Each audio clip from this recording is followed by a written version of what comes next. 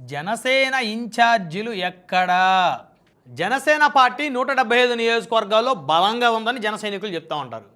మరి బలంగా ఉంటే అసలు ఆ ఇన్ఛార్జీలు ఎక్కడా? వారి ప్రభావం ఏంటి? వారి ప్రాబల్యం ఎక్కడా? అసలు వారి గుర్తింపు ఉందా? పవన్ కళ్యాణ్ గారి నియోజకవర్గంలోనే టీడీపీ ఇన్ఛార్జీలు పెత్తనం చేస్తూ ఉన్నారు. నామినేటెడ్ పదవుల విషయంలో కూడా నియోజకవర్గంలో పెద్ద ఎత్తున పదవులు తీసుకున్నారు, పిఠాపురంలో కూడా. మరి మిగతా నియోజకవర్గాల్లో ఎమ్మెల్యేలు, జనసేన ఎమ్మెల్యేల దగ్గర తెలుగుదేశం పార్టీ ఇన్ఛార్జీలు పెద్ద ఎత్తున వారి పార్టీలు పదవులు ఇప్పించుకున్నారు. పదవి ఇవ్వకపోతే తిరగబడుతున్నారు.